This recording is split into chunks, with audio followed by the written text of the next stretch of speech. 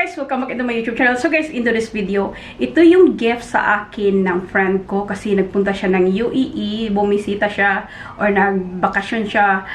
And I spent time with her na mga 4 days ata. 4 nights, 5 days. So, matagal din siyang hindi nakabalik dito. So, parang itong haul na to is gift niya. Christmas gift, birthday gift. Hindi 2024, kundi yung past years na hindi siya nag-ano. So, sabi niya, hindi ito 2024, yung past years daw na hindi siya nakapunta dito. Anyway, una is itong Michael Kors box. So, it's a, hindi ko alam pangalan nito. Soft pink yung ano. Pero, syempre, binuksan ko na, di ba? So, ito na nga. Para siyang coin purse thingy. Ayan siya, parang kasi may, ano bang tawag nila dito talaga? Ano siya talaga? Key card holder, leather. So, key card holder. Ang laki naman. Uy, so, sabi ko, naghanap pa naman ako ng coin purse na bago kasi yung hot pink ko is sobrang, syempre, ni-remove ko na yung mga, ano, tapos may isang, ano dito, compartment. So, maganda ito pag, alam mo yung lumabas ka lang na kailangan mo lang ng, ano, wallet, tapos yung ano card lang, tapos ano dito. So ayan siya, yan yung nabigay niya sa akin. And then next one is alam niya kasi nung dito pa siya nagtrabaho guys, alam niya kasi na ginagamit kong cotton is from Muji. So binilhan ako before also kung nung nandito siya talaga ang nagtagabili ng ano ko, ng cotton ko sa Muji. So binilhan niya ako kahit may dalawa pa ako. So alam mo, parang ano lang namin ba na yun ang ginagawa niya. And then, nagpunta kami, may vlog ako ha, unahin ko muna to. Sinabi ko na ba yun una? Sa aquarium sa Dubai Mall. So, meron kaming 40 dirhams voucher. So, ito yung pinili ko. Tapos, nagbayad lang kami ng 12 dirham, 11 or 12 dirhams ata kasi naging 52. So, bali may 50 ata kami. Nakalimutan ko talaga. Basta, ito, yung pinili ko guys is eco bag. Kasi alam mo, nag-grocery, ano tayo. So, Dubai Aquarium. So, ayan siya. Pen. Ito yung pen. Ayan, penguin. So, kasi mas magamit ko yung pen at saka yung eco bag. Kaya ano, next one is ito. Alam din niya na I'm into Winnie the Pooh. So, nakita niya ito maybe 2 years ago or iwan ko. Winnie the Pooh na ano siya. Tea towel. So, meron siyang 3. So, gagamitin ko to sa kitchen namin. So, Winnie the Pooh. Alam kasi niya yun. So, ayan. Next one, ito last year or the year before niya ito binili nung nagpunta siya ng Finland ata yun. Parang sa airport ata siya nakakita. Basta guys, ang ganda! Gustong-gusto ko sa Hamleys na ano. So, hindi ko talaga, basta sabi niya parang airport. I'm not sure na kalimutan ko. Basta ayan, si Winnie the Pooh. Tapos, ano siya, di ba pag Christmas may socks, ano tayo, tingi. And so, ito parang panalo na nga eh, kasi gustong-gusto ko siya. So, ayan. Next one is itong Winnie the Pooh na mug with heart na tingi. So, ayan, alam niya kasi yung ano ko, kaya binili na yung gusto ko. So, ayan. Winner na yan. Next one is, binilhan niya ako ng Jelly Babies last December. So, snowman with Jelly Babies. Ito yung unang candy na pinakain sa akin ni Bossing, sobrang tamis. So, buti isa lang binili niya kasi parang Christmas thingy kasi last year. Next one is, alam niya, I'm into makeup. So, sabi niya, bilhan kita. Lagi niyang, binibilhan niya ako ng lipstick dati, guys, nang dito pa siya. So, anyway, kasi, sabi ko, for a change naman, gusto kong matry yung Boxom ba? Plump shirt yun. Alam ko, hindi na ako gumaganito ng mga tint lip serum. Para siyang lip gloss ba? Pero alam mo, for the sake na, for a change, kasi ang dami ko ng lipstick tapos hindi ko pa nga nagamit, diba? Tapos, gusto ko lang kasi wala ko. So, matry ko din siya. So, siya ang bumili nito. So, nagamit ko na ito. One time lang, tinry ba? Magtitingle siya talaga. Hindi ko alam kasi yung, basta pumili lang ako ng, parang feeling ko, ito yung gusto ko. So, ayan. Next one is, alam na nga niya na, guys, yung about makeup ko dati, yung kaanahan ko is, binilhan niya ako nitong makeup brush. So, di ba? Joseph light gray 14 pieces. Ito is yung professional fine original. So, sinearch ko ito. Maganda naman ang mga review kasi hindi niya alam guys na nag-stop na ako ng makeup.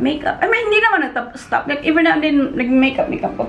Remove ko na pala ng plastic kasi winash ko na siya.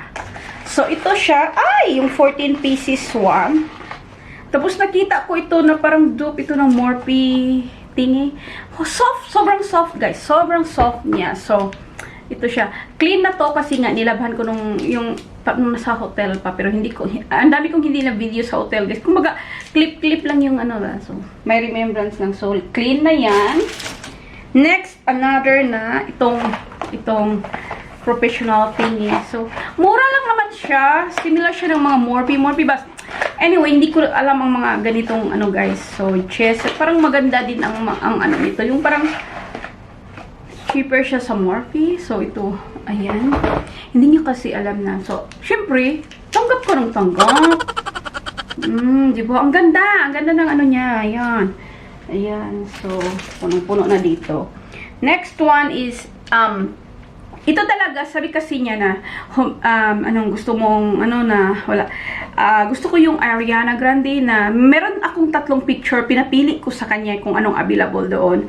So, ito yung napili niya, Ariana Grande na, Ari yung, yung sa perfume. So, ito siya, 50 ml ang liit. Free na nga, so naman pong maliit. Charot. So, ito siya. Ito guys, ma-remove to. Ginamit ko na, hindi ako nagdala ng perfume kasi alam kong pinapili ko. Sabi niya ito, Emily. Ayokong, ano siya kasi, kung mag-spray ako, parang dito, may yung ibang spray mo ba, parang umaano siya dito. So, ang bango na ito. Ang bango niya guys. Ito ha kasi first time ko yung kay Ariana Grande na perfume. More for me, more pang ano siya, teenager na scent. I mean, okay lang naman sa akin, pero it reminds me ng mga teenager scent siya. So, ang ganda. So, i-remove ko lang yung ganon. So, ayan. Akala ko nga ibilhan niya ako ng 3 na. Kahit yung nag 30 ml, 50 ml kasi ito. 30 ml ba? Sana yung maliit lang ba tapos 3? Anyway, okay, wait guys. So guys, ito na nga yung pinaka-exciting part. Alam niya na mahilig ako mag-bags din. Dati, every now and then, bumibili siya ng bag sa akin. So sabi niya, mag-search ka ng Michael Kors bag kasi alam kong gusto mo yan. Hindi niya alam na Tory Burch na ako. Charot! So anyway, sabi ko, pwedeng shoes na lang kasi meron akong wishlist sa shoes. Tapos parang hindi ko naman kailangan ng bag. I mean, kailangan ko, pero mas gusto ko yung shoes.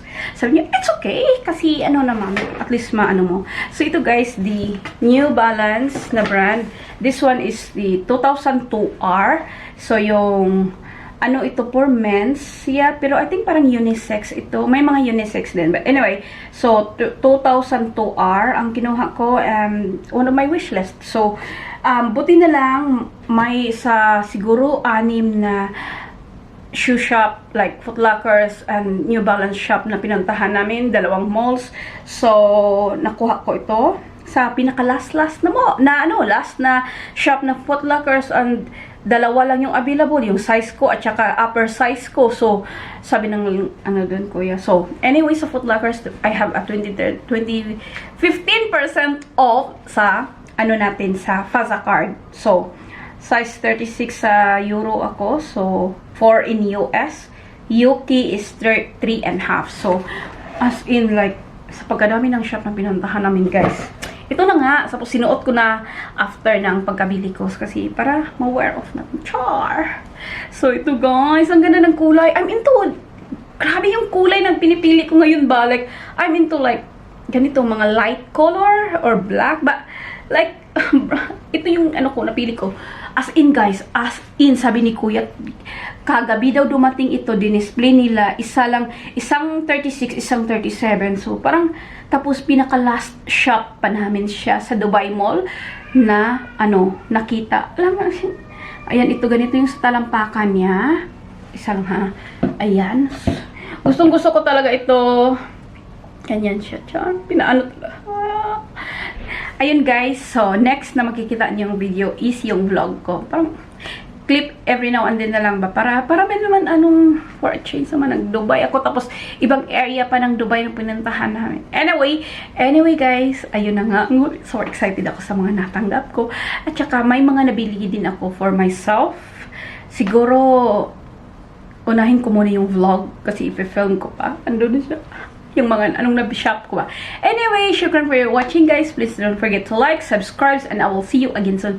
Bye!